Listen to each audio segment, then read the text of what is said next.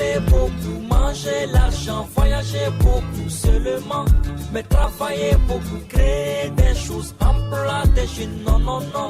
Les dirigeants africains, les dirigeants sont comme ça. Les grandes gueules. C'est tout le plaisir, tout le ravissement de vous retrouver ce matin. Les grandes gueules, nous sommes jeudi et il est 9h04. C'est l'heure à laquelle nous démarrons cette émission de ce matin. Vous aider, vous accompagner dans la compréhension des faits de notre actualité, telle qu'elle est tissée, telle qu'elle est cousue. Vous aider à tenir les bouts de compréhension de l'actualité de notre pays. C'est cela notre vocation depuis maintenant plus d'une dizaine d'années, tenez-vous bien. L'équipe se mobilise tous les matins et c'est un heureux plaisir justement de vous retrouver. Et puis vous pouvez réagir à cette émission, vous qui utilisez Twitter, en faisant le hashtag espace GG, suivi de votre message, votre avis sera porté à cette antenne. Et puis, bien entendu, ceux qui pratiquent la téléphonie avec le plus 224 657 39 13 13, et puis aussi, depuis quelque temps maintenant, ceux qui nous suivent sur Facebook, vous pouvez réagir à cette émission, laissez votre commentaire, il sera pris en charge par nos équipes techniques. C'est une actualité que vous suivez au plan continental, au plan africain tout au moins, ouest africain tout au moins. Après 30 jours de mouvement de remobilisation et de séduction des électeurs, la campagne pour la présidentielle gambienne prend fin ce jeudi 2 décembre à 0h sur toute l'étendue du territoire de Yaya Jammeh. 6 candidats sont en lice pour cette élection historique qui pourrait donc être, pour ainsi dire, la première véritable élection depuis plus de 20 ans.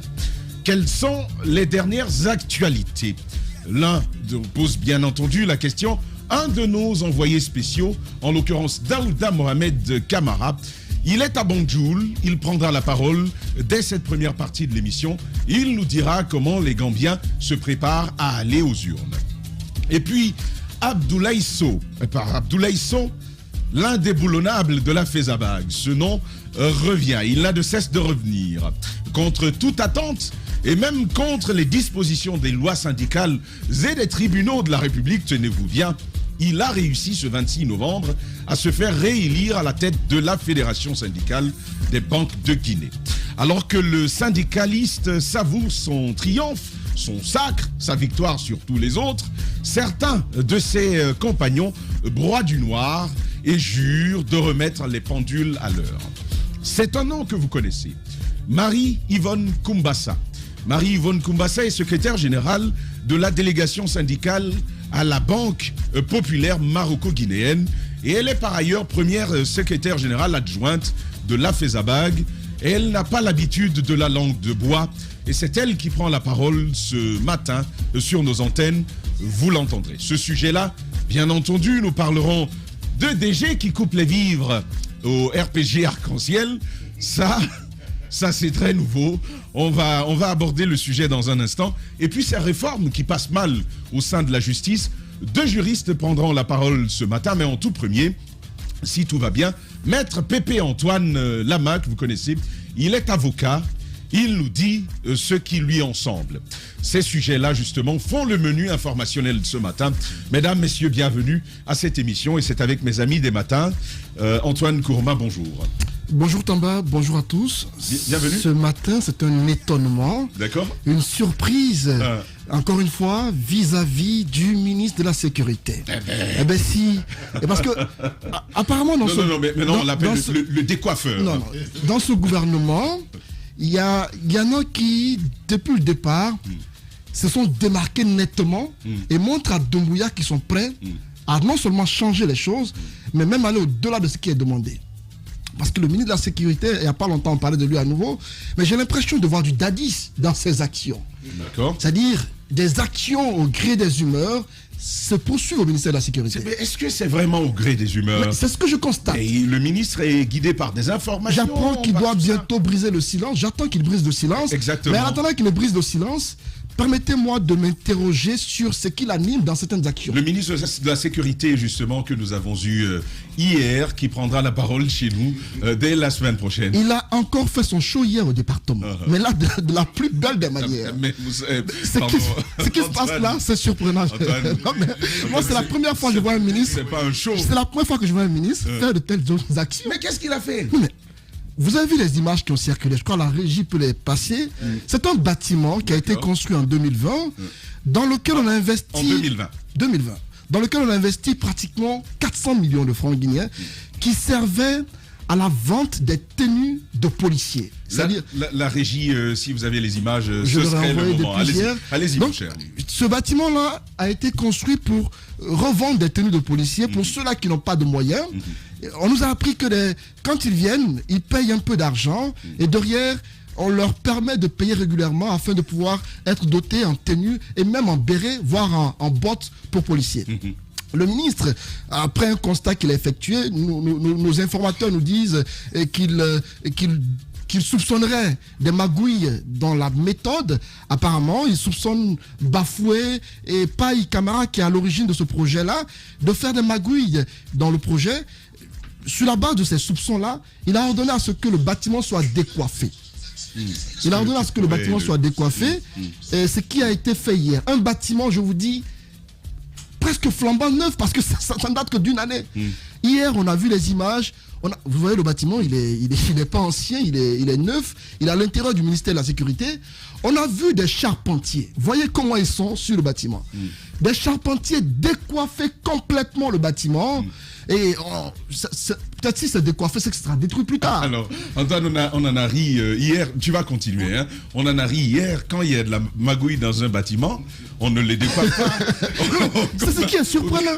Mais le bâtiment... C'est pourquoi je dis que le ministre a certainement d'autres raisons que celles qui sont avancées. J'espère qu'il va nous les expliquer très bientôt. Mais on a décoiffé le bâtiment. Et s'il est décoiffé, ce n'est pas exclu qu'on le détruise. Oh, il veut construire un immeuble, peut-être.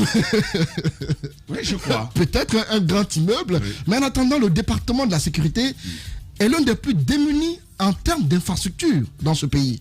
Quand vous allez au ministère de la Sécurité, récemment Ahmed en parlait par rapport aux octrois de permis et tout ça, il n'y a pas là où s'asseoir. Il n'y a pas de salle d'accueil pour les visiteurs. On aurait pu l'exploiter autrement. On aurait pu l'utiliser pour des bureaux de cadres au département. Mais je ne veux pas comprendre que le ministre, sur un coup de tête, se lève et demande à ce que l'on démolisse ou qu'on décoiffe un bâtiment sans aucune raison véritable. Je me dis que à cette allure-là, je crains qu'on ne fasse un comeback de Dadis en son temps, qui à l'époque, en fonction des constats qu'il fait, c'est pas un abus. C'est pas un abus. Ce ministre, en 3 semaines, chaque jour on parle de ce ministre. Antoine, et la plupart de ses actions évoluent en fonction du temps. Antoine, moi j'ai quand même entendu des gens qui ont fait les classes avec ce ministre. Et ils parlent vraiment de lui comme un policier brillant. Sauf que Tamba, les informations que nous recevons ne sont pas en sa faveur. Par exemple, il y a dans ce même département ministériel, il y a un bâtiment qui est construit, là je crois que c'est le siège du Fonds social de la sécurité et de la protection civile, qui est aussi flambant neuf. Apparemment, c'est pas exclu que ce bâtiment aussi soit démoli. Parce que ce bâtiment, il sert tout de même à aider les policiers à entrer en possession de... C'est comme leur caisse nationale de sécurité sociale. Donc j'ai l'impression que dans les jours à venir, c'est pas exclu que ce bâtiment aussi fasse les frais des courroux de ce ministre qui est en train d'en faire trop. Le ministre en simple décoiffeur, ou a-t-il d'autres raisons?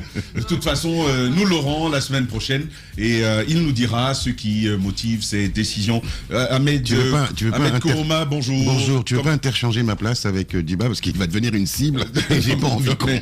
Non mais vas-y, comment ça va ce matin? Mal.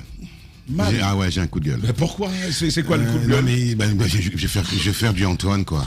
Je me demande ce que de toute façon, tu le fais tout le temps. Oui, je me on est des Kourouma, donc on est des gueulards. Je vais gueuler ce matin parce que il y a un non-sens dans ce pays. Il y a le cœur économique, le poumon économique, c'est-à-dire de la capitale, Kaloum, qui est, comment dirais-je, mise à sac par une société qui s'appelle Cébitec. Cébitec. Voilà, ils sont en train de creuser des tranchées, mais de manière anarchique. Tu vas à Kaloum, tu vas vers la banque, excuse-moi de la nommer, mais c'est important, vers Ecobank, ça fait 1 an qu'ils ont creusé. Oui, ça, c'est les vrai. commerces C'est sont vrai. fermés. Attends, les commerces sont fermés. Les gens ne peuvent pas rentrer chez eux. Les hôtels sont vides. C'est-à-dire qu'une société qui a obtenu un marché est en train de pourrir la vie des Kaloumkas. C'est insupportable. Mais et en dépit de toute logique économique. Ahmed, non, mais attends, je finis. Ahmed, oui. Est-ce que, encore une fois, oui. tu t'es assuré que l'État guinéen ait rempli sa part de responsabilité vis-à-vis d'une telle société? Je ne veux pas le savoir. Ça, c'est pas mon problème. Non. Il faut que tu le saches, Ahmed. Moi, mon problème, je vais t'expliquer. Que l'État est rempli ou pas, c'est pas mon problème. Ce que je vois. La société ne va pas cueillir des billets de banque. Non, mais laisse-moi finir. Une seule société, ne peut pas paralyser tout un pan de l'économie guinéenne, au prétexte qu'elle travaille de manière anarchique et comme un goret. Je te dis, va dans Kaloum, tu as de la poussière absolument partout. Ils ont creusé des trous, mais c'est insupportable. Les commerces ferment les uns après les autres. Tout ça à cause d'une société qui ne sait pas faire son travail. Et voilà, et c'est comme ça la Guinée, malheureusement. Non, mais c'est insupportable. Ahmed, on a l'expérience de l'État guinéen. Mais on engage des sociétés et on ne remplit pas sa part du contrat. Non, écoute-moi. Mais c'est ce que je te dis, non, Ahmed. mais attends, alors que l'État fasse quelque chose et vite. Voilà. Non, mais je pense que là c'est plutôt clair. Non, écoute-moi. Je vais te juste expliquer quelque chose. Tu seras surpris et désagréablement. Non, je serais peut-être pas. Non, je serais pas surpris malheureusement parce que je vais t'expliquer une chose. Quand tu creuses des tranchées, en général, c'est pour les remplir très rapidement. D'accord. Tu creuses une première tranchée, tu mets des câbles, puisque visiblement c'est fait pour le câble internet, etc. Donc la fibre optique. La fibre optique, etc. Mais tu ne creuses pas toute une capitale ou tout un pan d'une capitale. Je dis, va derrière, quand tu vas à la mosquée Al-Mamia, quand tu vas devant la banque Ecobank. À Ecobank, ça fait 1 an et demi qu'ils ont creusé. Ils ont défoncé la chaussée. C'est la Guilab qui gère la question de la fibre optique. Je ne sais pas qui le gère, mais je ne sais pas qui a obtenu ce marché. Je sais que c'est la société Cibitec, mais ce sont des non-professionnels. C'est hallucinant ce que je vois. C'est intéressant d'avoir la Guilab sur la question. Il faudrait les avoir parce qu'ils sont en train. Parce qu'encore une fois, je pense qu'une société ne peut pas se permettre de creuser comme ça des tranchées dans le cœur de la capitale sans bien sûr qu'il y ait quelque chose à voir. Il y a 2 aspects dans cette histoire. J'entends bien ce que tu es en train de me dire. Est-ce que l'État a rempli ses obligations? Ça, je l'ai entendu.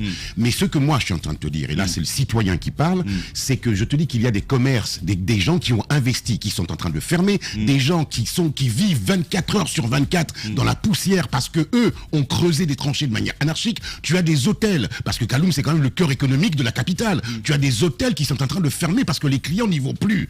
Tout ça à cause d'une seule société. D'accord. C'est ça qui est insupportable. Je pense que le cri de cœur, il est entendu, son coup de gueule. Vous l'avez entendu. Ce sont des amateurs, voilà, c'est de l'amateurisme. J'irai pas jusque-là. Moi, je le dis. En tout cas, on va avec vous, Jacques, bonjour.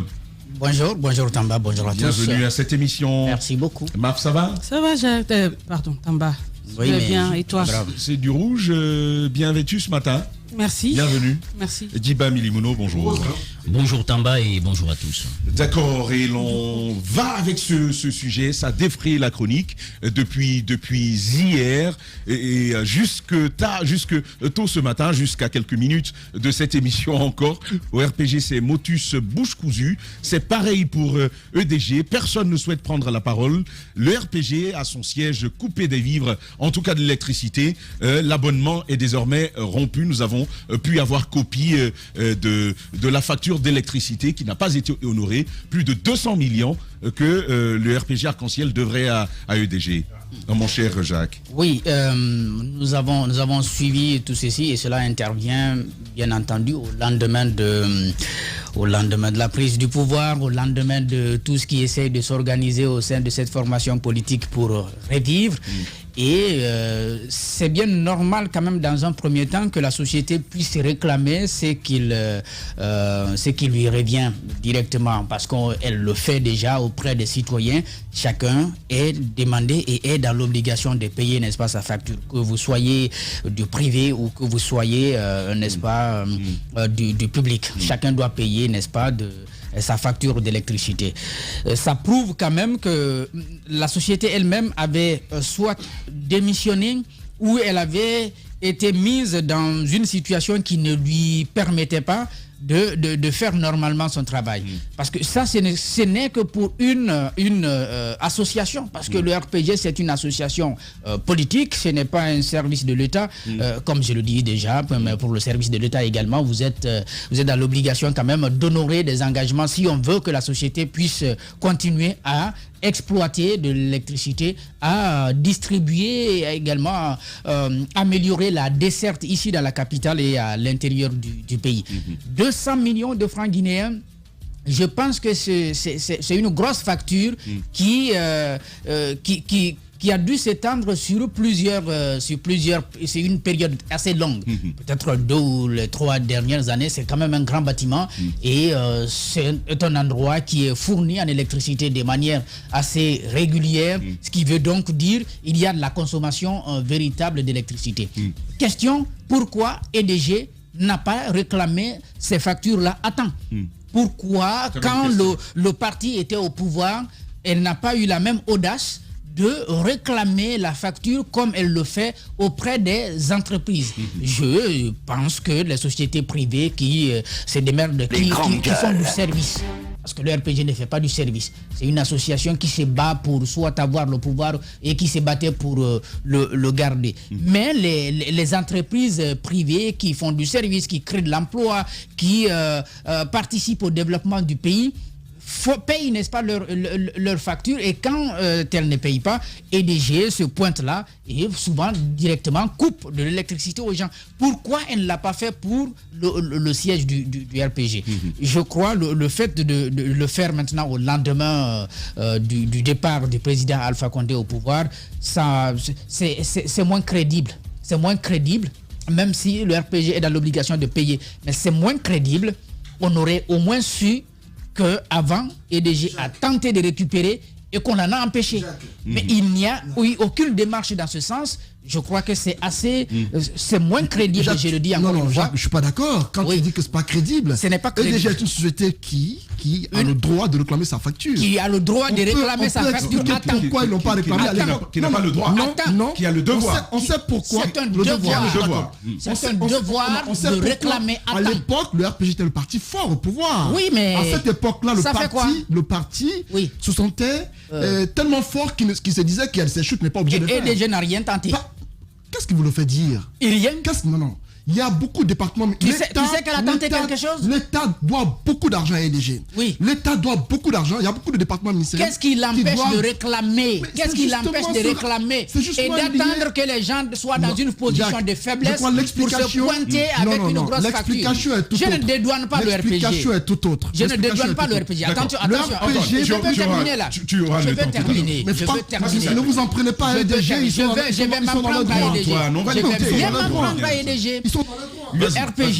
Le RPG Arc-en-Ciel, je ne le dédouane pas. J'ai bien commencé par dire que si vous consommez de l'électricité, vous devez payer de la facture. Vous devez payer des factures.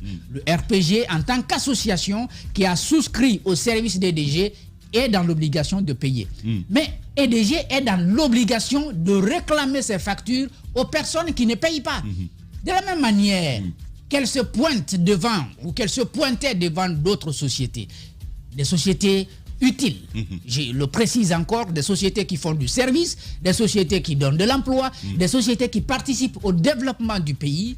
De la même manière que EDG se pointe devant ces sociétés pour réclamer des factures, EDG doit avoir l'obligation et l'honnêteté de se pointer devant une association politique comme le RPG, fut-il parti au pouvoir. Moi, je suis bien d'accord. Je crois que ça, c'est cela. Maintenant, le faire, parce que le RPG est aujourd'hui dans une position de faiblesse, c'est moins crédible, encore une fois, et ça prouve à suffisance que cette société n'a pas de responsabilité, ou ne joue pas franc jeu, et ne se montre pas tout simplement responsable devant ce qui est de son devoir. D'accord, ça c'est l'avis de Jacques, et que par ailleurs je partage.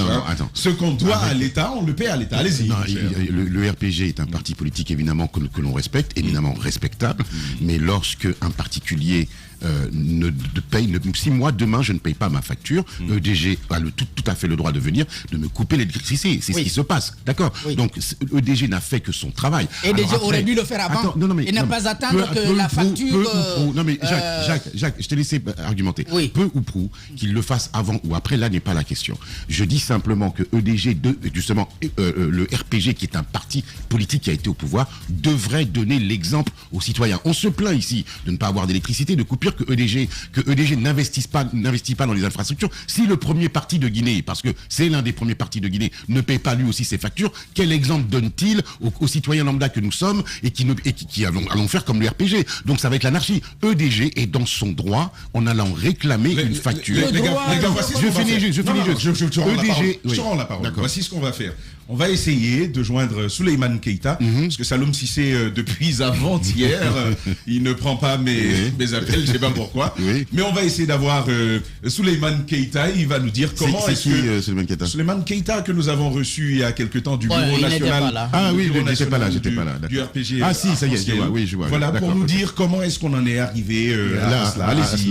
Mais je dis que, non, mais là, c'est même pas faire un procès d'intention, il faut pas faire un procès d'intention à EDG. EDG Non, est une non, société... ce n'est même pas un procès Attends, d'intention, non, mais c'est un si- procès. Non, mais alors, Tout simplement. bon, alors, c'est un procès, Voilà. d'accord. Merci d'assumer. C'est de la un chasse procès. aux sorcières. Non, mais non, c'est Voilà. pas non. Il faut arrêter de politiser. Il faut réclamer, Jacques, attends. Jacques, il faut arrêter réclamer de les tout factures à temps. Jacques, Moi, je suis d'accord. Non, mais toi, tu ne peux être que d'accord. Oui, Il faut arrêter, non, faut arrêter de problème. tout politiser dans ce pays. Vous Faut faites arrêter. du deux poids, deux EDG mesures a pendant le droit. longtemps et puis vous venez sortir EDG des est une griffes société. Jacques, parce que le parti est en position de faiblesse. Jacques, on va les écouter. Jacques, écoute-nous un peu s'il te plaît. D'accord. Eh bien, je sais pas pourquoi tu es remonté On sur va la table, on va le laisser s'enfoncer. Voilà, Vas-y. non, mais je m'enfonce pas. Moi, je ne fais dire que le droit. Je dis que EDG est une société. Elle a le droit d'aller réclamer ce que le RPG lui doit. Parce que si c'est pas le RPG qui paye, c'est nous, contribuables, qui allons payer. Donc, je refuse de payer la facture du RPG, d'ailleurs, d'un quelconque parti politique guinéen, qu'ils payent leur facture.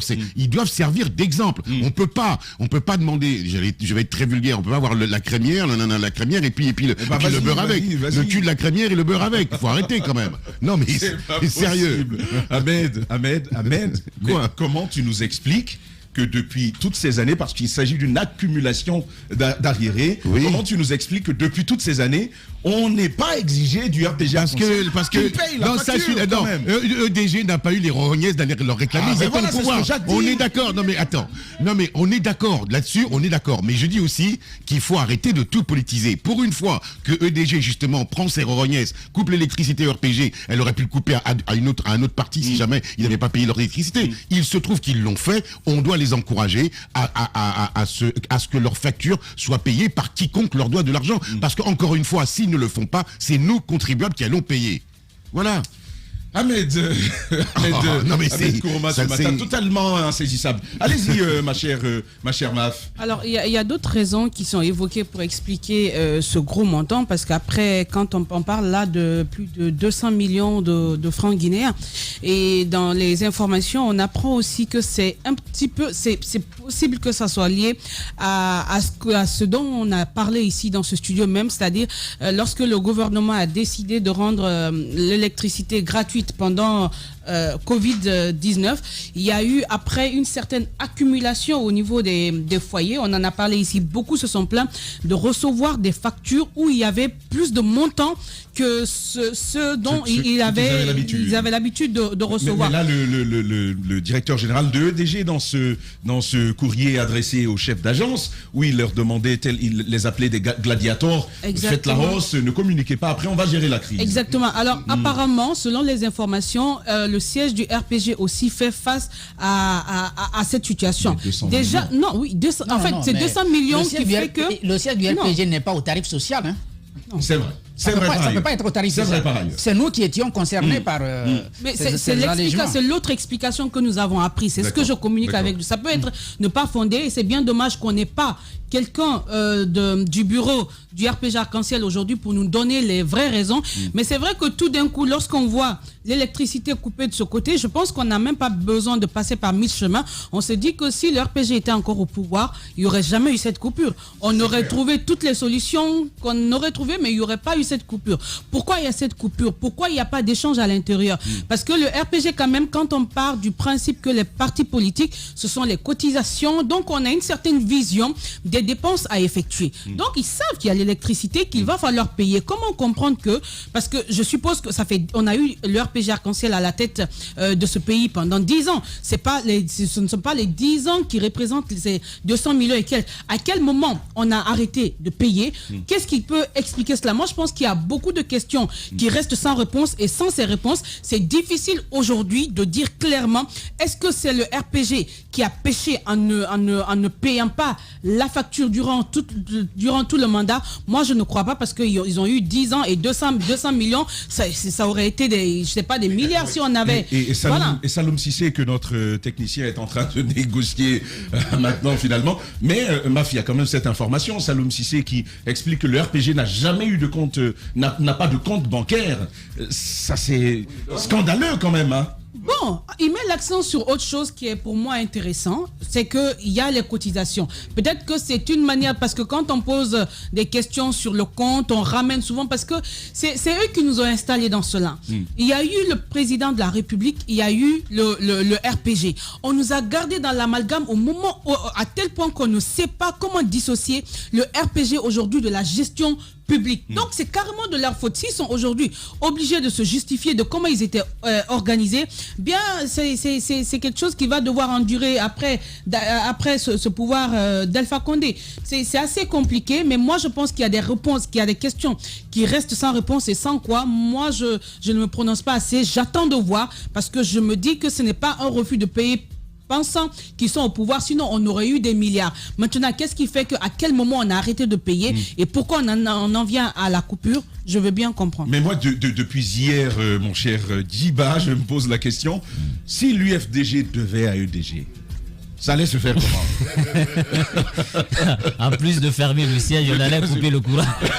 Non, ils auraient baillé le... EDG est très tendre vis-à-vis de beaucoup de sociétés, non, alors attention. Voilà. Attention. Oui, les sociétés, mais pas les partis. Pas les partis politiques. Voilà. Surtout pas Même les partis, l'UFDG. on n'en sait rien. Donc, Voilà, ils sont très tendres avec les sociétés, parce qu'on sait il y a des partenariats et tout. Oui, mais Djiba, si c'était l'UFDG. Oui, mais attendez, je dis en plus de fermer, on allait couper et bailler. Voilà. Djiba, tu as la parole tout à l'heure, mais Saloum Cissé, secrétaire général du RPG Arc-en-Ciel, est en ligne. Bonjour Monsieur Cissé. Aïe, il est reparti. Il va falloir le rappeler, mon cher Amadou Sow. Faut bien vouloir prendre la parole, monsieur Saloum Cissé. On va vous reprendre. Allez-y, Djiba. Alors, il faut rappeler qu'il y a la facture fraîche à la date du 25 novembre 2000. Et Poutine, pendant que Djiba est en train de parler, justement, peut nous afficher cette facture-là, et l'autre. Voilà. Voilà. Ça c'est plutôt le document de réclamation que vous voyez maintenant à la télé, mais il y a aussi la facture, le deuxième document. Allez-y, Djiba. Voilà, donc à la date du 25 novembre 2021, la facture fraîche est de 14 802 605 francs, qui est la facture fraîche, et donc les cumulés, c'est autour de 210 266 208 francs. Alors, 208 millions... 210 millions, je pense qu'on ne peut pas contracter, je pense qu'une telle somme sur des phases concernant le Covid-19. Alors, ce sont des accumulations sur plusieurs mois, forcément qu'on constate là. Maintenant, au-delà de ce chiffre, qu'est-ce qu'il faut souligner? C'est que quand même, on parle là d'un parti, il y a encore quelques mois, qui était au pouvoir. Et le discours que les autorités ont tenu de tout temps, c'était de dire que les particuliers ne payent pas les factures, ne payent pas les factures. Et si ce scénario arrive à se produire avec un parti quand même qui était au pouvoir, ça veut dire tout simplement que même ceux qui nous ont dirigés avaient ce problème à s'acquitter de leurs droits vis-à-vis de EDG. EDG, je pense qu'aujourd'hui dans son rôle, vouloir dire pourquoi c'est maintenant il faut sortir une telle facture, ce n'est pas là la question. La question, c'est la moralité même de ceux qui nous dirigeaient. Parce qu'on ne pouvait pas inviter quand même des citoyens à payer des factures et que ceux qui étaient quand même au pouvoir ne s'acquittent pas de cela. Donc ça, je pense qu'il y a de l'incohérence à ce niveau. Et l'autre aspect qu'il faut souligner, quand même, c'est 210 millions. Je ne pense pas, les raisons qui ont été évoquées pour dire avec la période du Covid, l'État avait dit aux citoyens, gardez-vous de payer les factures sur 3 mois et que l'État allait subventionner. Donc, est-ce que c'était le même scénario pour le RPG Arc-en-Ciel? Je ne pense pas, parce qu'ils ne sont pas dans le même créneau que les simples citoyens. Je pense qu'aujourd'hui, ça, c'est la responsabilité des partis politiques. Parce qu'à un moment donné, on se dit, bon, le parti ne m'appartient pas, je suis dans le parti pour un tremplin, et personne ne s'inquiète du devenir à un moment donné de ce que le parti peut être vis-à-vis de l'opinion nationale. Donc je pense que c'est ce qui a manqué au cadre, qui ne se disait pas est-ce qu'il faut payer les factures parce que je suis de RPG, mais je ne paye pas parce que je suis là, tout simplement parce que je vais être ministre, je vais être à la tête d'une régie, et qu'on laisse la responsabilité comme ça à ceux qui vont venir après. Et je suis bien d'accord, pendant que tu fais ton développement justement, Saloum Cissé, que nous venons d'avoir au bout du fil, qui souhaite malheureusement pas prendre la parole ce matin, nous apporte cette information. Il dit la facture a été gérée hier. Et donc, finalement, le RPG ne doit plus rien. Certainement, EDG va aller remettre la connexion. La connexion. Je pense qu'on était plus occupé à diriger qu'à payer une facture. Et normalement, je pense qu'aujourd'hui, c'est des choses qu'il faut éviter. Parce que vous êtes un parti politique, vous devez donner un exemple aux citoyens. On dit qu'on ne paye pas. EDG se plaint de cela, le recouvrement. On dit que la production, l'installation, tout cela coûte à l'État, sans compter la subvention qu'il faille apporter. Donc il faut que les citoyens paient les factures, mais les partis politiques doivent être des exemples. Je pense que le RPG Arc-en-Ciel devait quand même s'acquitter d'une telle facture pour ne pas qu'on jette un bout de boue sur son tissu. Pour l'instant, on est en train de les clouer au pilori de part et d'autre, et donc il faut éviter que dans de telles situations, que vous soyez mis à l'index. À un moment donné, il faut que même les partis aussi soient des exemples pour les citoyens. Parce que imaginez qu'on dise aujourd'hui, un parti qui était au pouvoir ne puisse pas payer quand même une facture d'électricité. Ça donne à réfléchir. Heureusement que c'est payé. Donc je pense que dans l'avenir, c'est un message pour tous les autres partis politiques. Une fois au pouvoir, il faut faire très attention, parce que l'échec est orphelin et le succès a beaucoup de parents. Et ce qui est en train de passer malheureusement. Et il faut quand même le dire, mon cher... Non, mais si ça se confirme que le RPG a payé, vous serez d'accord avec moi que c'est EDG qui n'a pas demandé. Non, c'est une information... c'est terrible. Antoine, c'est EDG qui n'a pas demandé. Non, mais c'est une information Radio Espace, en tout cas donnée par Saloum Cissé lui-même.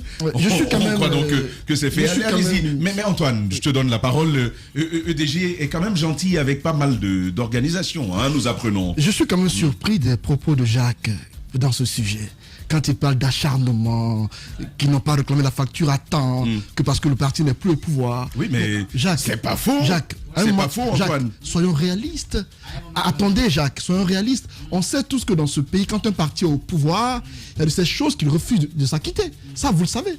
L'État reste redevable à EDG de plusieurs milliards de francs, ça vous le savez. Aujourd'hui, j'apprends que le CNRD a décidé que chaque département ministériel paye ses factures. Ce ne sera plus des paiements communs.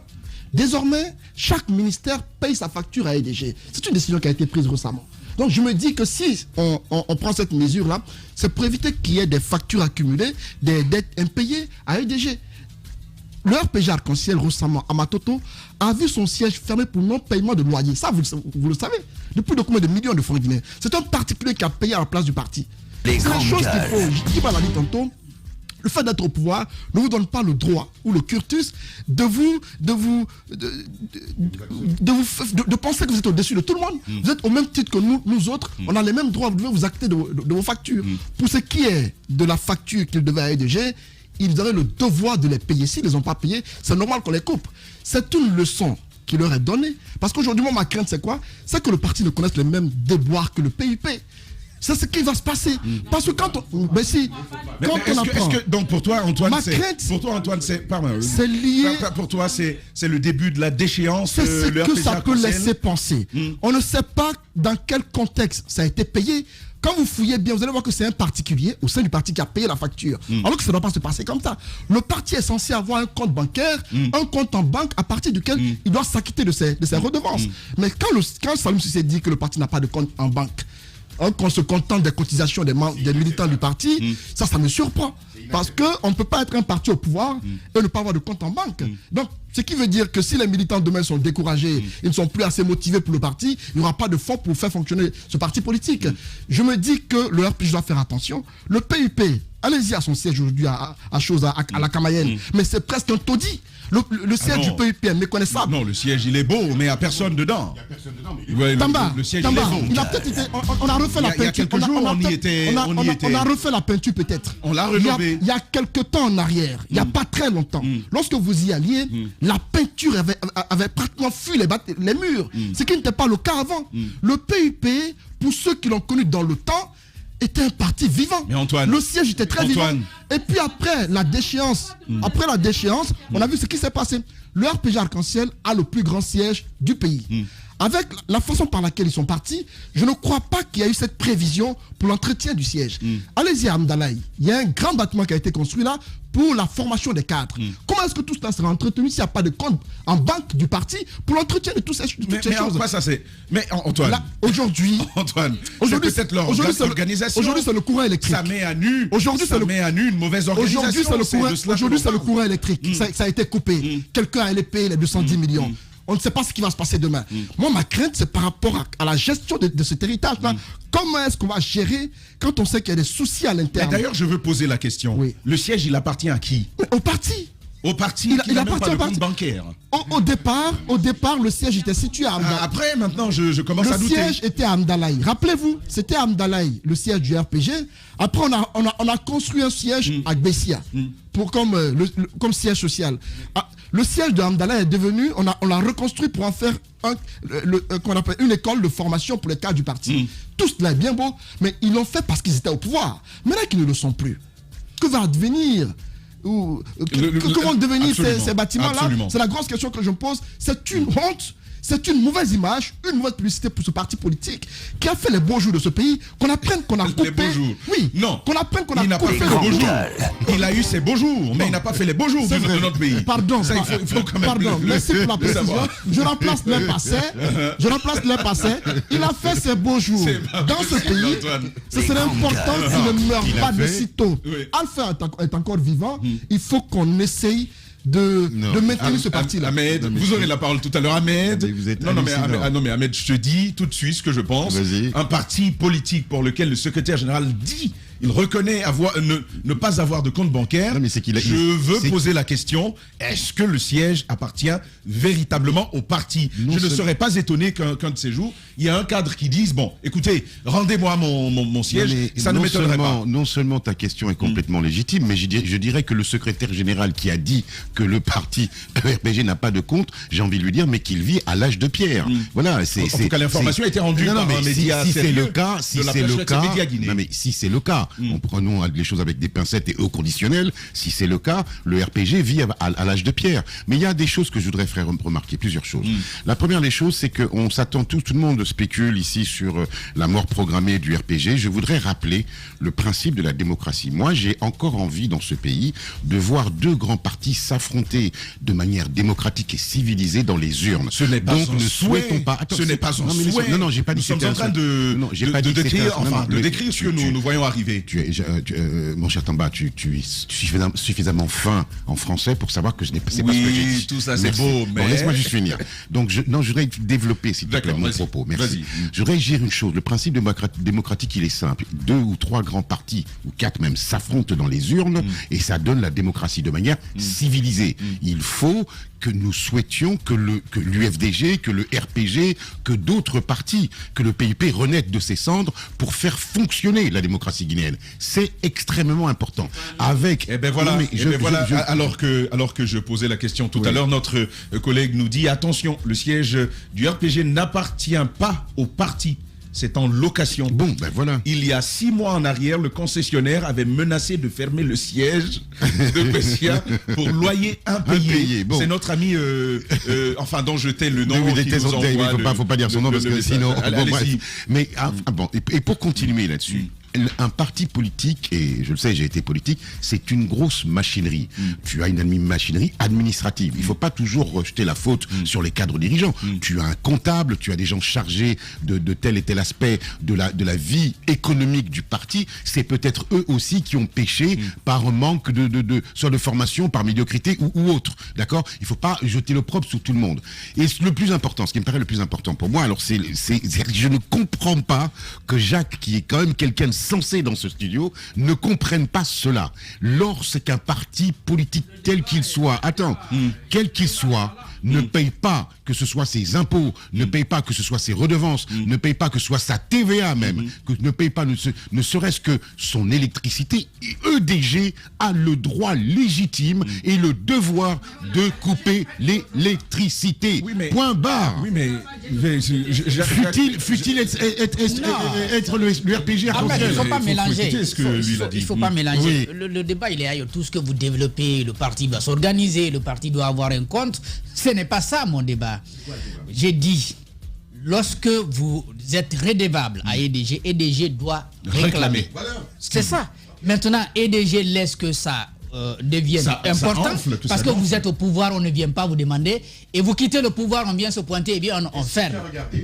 C'est de l'irresponsabilité. Maf, Oui, vous souhaitiez aussi rajouter. ce que Jacques dit, je pense que c'est clair. Il n'a pas dit, Ahmed, que on devait faire autrement. Ce qu'il a dit, je pense que c'est valable. On est une entité. EDG, il y a des gens qui doivent payer leurs factures. Comme vous le faites pour les citoyens, vous devez être en mesure de le faire pour les entreprises. Maintenant, attends. Vas-y, ils l'ont fait après. Il ne passe pas l'antenne, Maf. Tu es seul à parler. Qu'est-ce qui fait qu'on en est là aujourd'hui? C'est une coupure. Et vous êtes quand même d'accord avec nous que si le RPG était encore au pouvoir, il n'y aurait pas eu cette coupure. Pas le faire. Ça ne mérite pas ça ne mérite pas polémique. Ça, au moins, c'est clair. Maintenant, moi, j'ai envie de tirer une autre leçon de tout ça. C'est le fonctionnement de nos entreprises, c'est le fonctionnement de nos sociétés, de nos régies, de nos EPA et autres. Il faut quand même une certaine indépendance. Je pense qu'il faut à tous les niveaux œuvrer pour la République. Il faut arrêter d'œuvrer pour un homme et son parti. Je pense que quand on va sortir de cela, ça va couler de source. Parce que ce qu'on a aujourd'hui en Guinée, ce sont des entités. Parce qu'on parle d'EDG aujourd'hui, Antoine l'a dit, c'est bien possible qu'on ait d'autres informations liées à cette formation politique. Parce que lorsqu'une formation politique est au pouvoir, ou quand il y a des personnes qui ont le pouvoir, directement, ceux qui doivent leur réclamer certaines choses se retiennent par peur, parce qu'on se dit, si la personne refuse de payer, peut-être c'est mon marché qui sera perturbé, je n'aurai pas ceci, je n'aurai pas cela. Donc il y a cette peur du pouvoir qui fait que on n'arrive pas à bien faire son travail. Je pense que quand on sortira de cela, déjà, qui qu'on soit, quel que soit le parti qui vient au pouvoir, vous avez votre structure. On connaît déjà l'organisation d'un parti politique, même si, logiquement, même si la réalité est que dans notre pays, il y a beaucoup de formations politiques qui ne répondent pas aux normes parce que c'est cotisation, l'organigramme et tout. Non, tout repose sur la tête d'une personne ou de quelques personnalités dans la formation politique. Ça, c'est pas normal. Mais dans toutes les situations, il faudrait que nos entités agissent pour la République, que des entreprises payent, que les particuliers payent. Mais il faut sortir de cette manière de vouloir faire de faire plaisir à quelqu'un à cause de son statut. De son statut, arrêtez de faire plaisir. Et puis, le débat se mène, il est très chaud sur les réseaux sociaux, notamment sur Facebook. Sori Sankaba nous dit « Tamba, paix à l'âme du RPG. Alpha Condé savait qu'après lui, le parti mourrait. » Et puis Alpha So, non Antoine, c'est Malik Sankon qui avait payé et va savoir où il a trouvé cet argent. Et puis Jokourma qui continue « Bonjour les GG, ce n'est pas seulement EDG qui devait au RPG, en fait. Même les agences de voyage devaient des milliards, pour ne citer que cela. EDG serait donc gentil. » Et puis Tamba concernant le nom, ça c'est Alpha Dalil Diallo, bonjour les GG.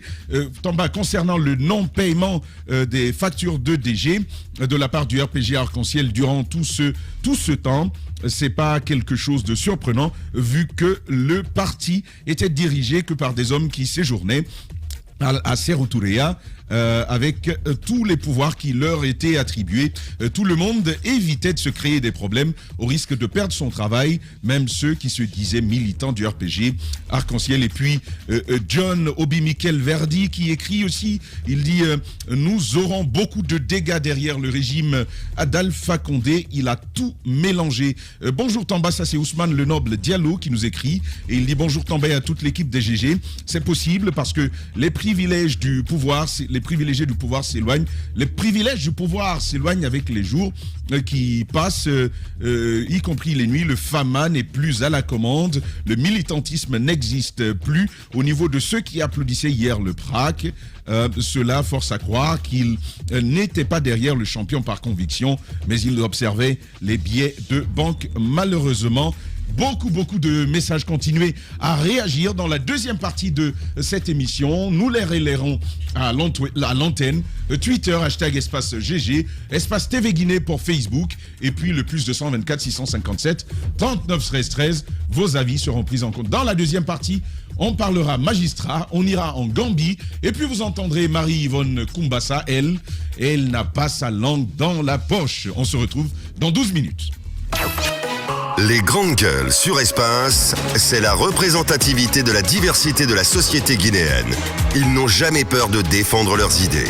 Entre débats animés, accrochages et éclats de rire, 2 heures de talk-show pour parler, décrypter et débattre de l'actualité et des véritables préoccupations des Guinéens. De 9h à 11h sur Radio Espace et en simultané sur Espace TV.